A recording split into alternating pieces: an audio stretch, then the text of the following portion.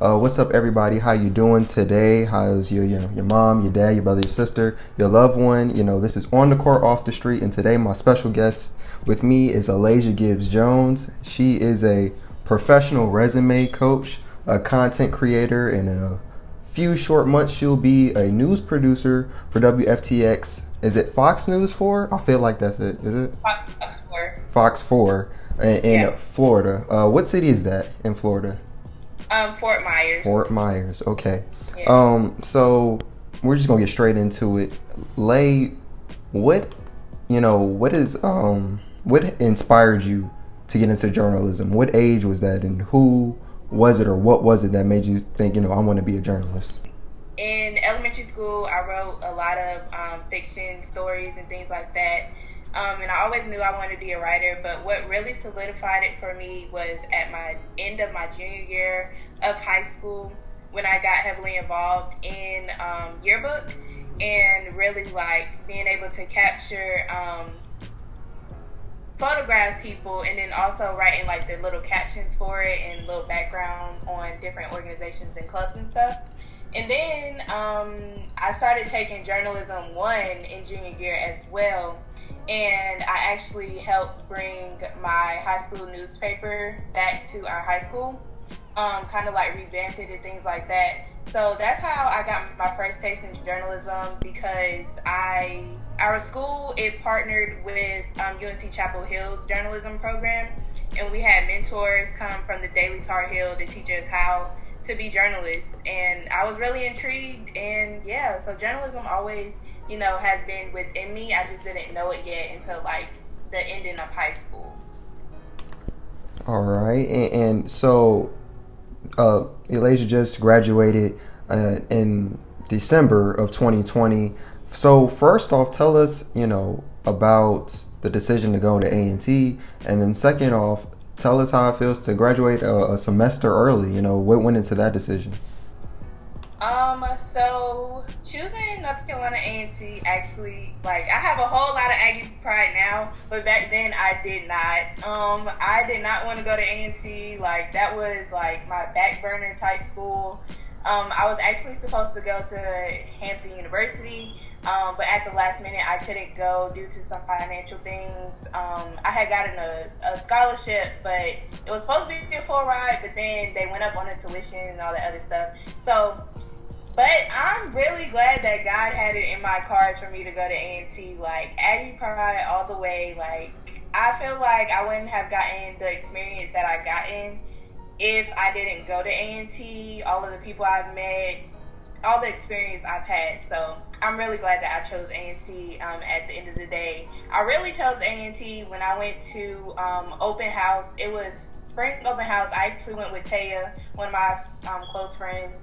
And we met Miss Wiggins, and Miss Wiggins will tell you to this day that I showed up ready and prepared. Like, I had my portfolio with my articles that I wrote in high school and like my resume, all this other stuff.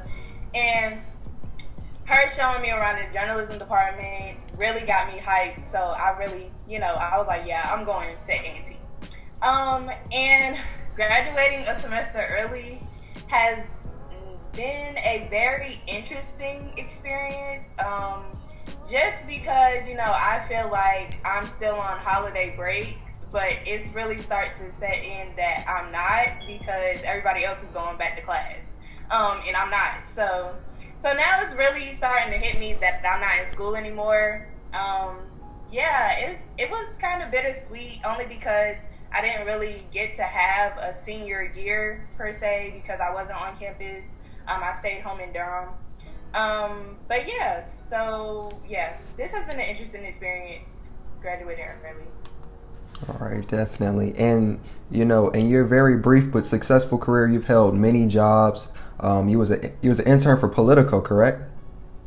I got invited to one of their workshops. Okay, yeah. you went to a workshop.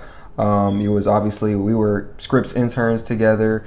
At this time last year, you was my boss as the managing editor of the A&T Register, among plenty other things. Tell us your favorite project or your favorite internship, something in journalism that you was just like, I really love this. It could have been one of the projects that you produced.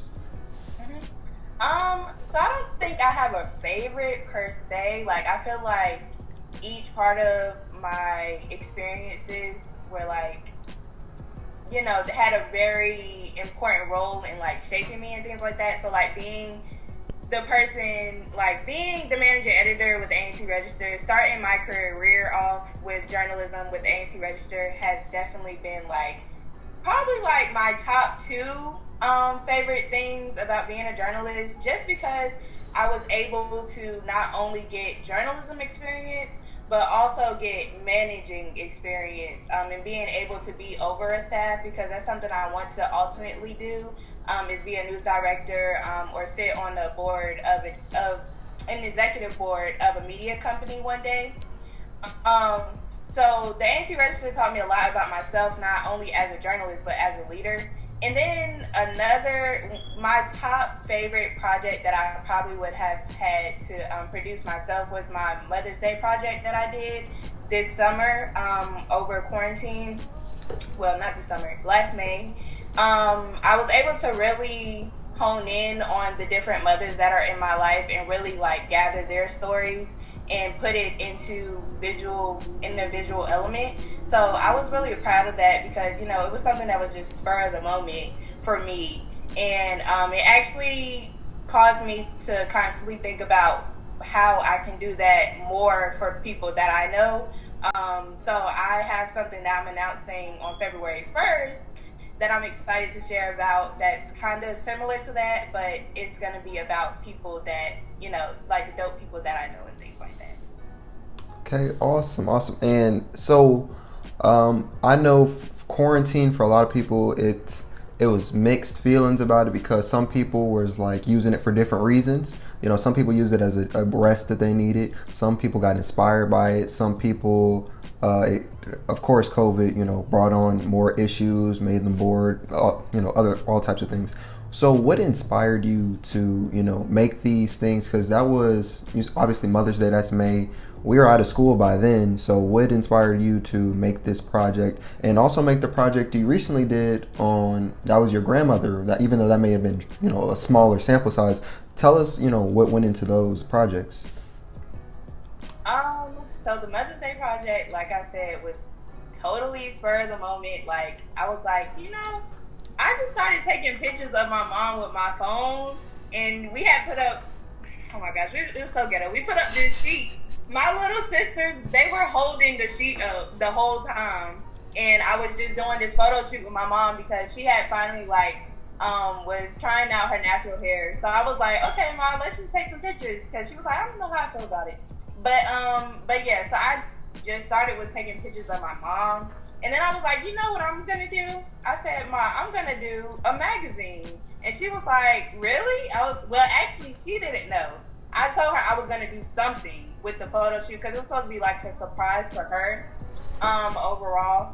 And I ended up doing my aunts. And my aunts are like really close to me.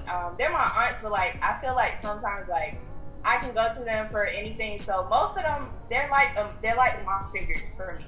So being that, and my two grandmothers, they're both more alike than they seem. So I wanted them to kind of see that they're actually more alike than they are different. And yeah, so the process, I was just like, okay, well, what is going to be my rollout for this? Like, what is going to be my, you know, deliverable? What am I going to show people? So I thought of doing the previews, which are like the little visuals that I did, the different videos for each one. Just really, you know, recording them and getting their story on motherhood and their view on motherhood, and then putting a little snippets of their photos that would be used in the magazine. And I did the magazine all on Canva, so yeah. All on that finessing it, right? Yeah. Okay. And for those who don't know Elijah's mom, that's literally like twins right there. They both 21. They both 21. Period. My mama, she's young at heart. 21. But okay, definitely. So let me segue into this. What do you think is so captivating about Black culture? Obviously, that's been a topic of debate for many years, especially the one we just got out of in 2020. What do you think is so captivating about it? Because when I seen the project, I don't know, I just felt like I showed my mom, and because we're very cool. So I was showing her something, and I was just showing her these like projects and other stuff because I think I was telling her about my friend group, and I was talking about I only keep around in my friend group is people that I know are doing things that kind of motivate me to do something, and it doesn't have to be that same exact thing. But Gerard, you got a camera. What are you doing with it? So I was showing her your project and stuff like that, and I just got this feeling of like that's truly black. Like not in, I don't even know how to make that I don't know how to make that sound without it sounding like I'm trying to play because I'm not. But tell us about what you feel about black culture and how you feel when it's embraced the right way. Well, I personally think that black culture is like, I just love the versatility. Like, I feel like, we've all had our different experiences growing up black. So that's where that versatility comes in. But I feel like the beauty is found in how, alike that we can be and that we are, if that makes sense. Like, what I really wanted to do with that project was show that, our mothers are people as well. Like, I really wanted to, I feel like sometimes we treat our black mothers so, like they're these superhumans, which they are. I feel like, they always go above and beyond and things like that, especially the mothers in my life, which is why I picked them. But I also wanted to show some type of humanity to it because, like, I wanted them to be able to share their struggles with motherhood and also just growing as a person while they're growing as a mother as well. So that's one thing I wanted to do with the project. And then also, another thing that my project that I am also releasing, like this new venture that I'm doing, I want to show people that, there's different stories behind black people. I feel like sometimes the way we're portrayed, with the stereotypes and everything like that, nobody really wants to dig deep and understand why we are the way we are and why we grow up the way we grow up and different elements that are a part of our story. So I think that just the versatility and finding the beauty within the versatility of black culture is just very important. All right. And so one of my favorite things about Lay is, she's unapologetically herself. And so she can rock any hairstyle, all of them. You see this one right here, another one. And so, something else though is why she can do this and she's herself. Lay is only 21 years old, and like I said, she's already about to be a news producer in Florida, already got a job lined up.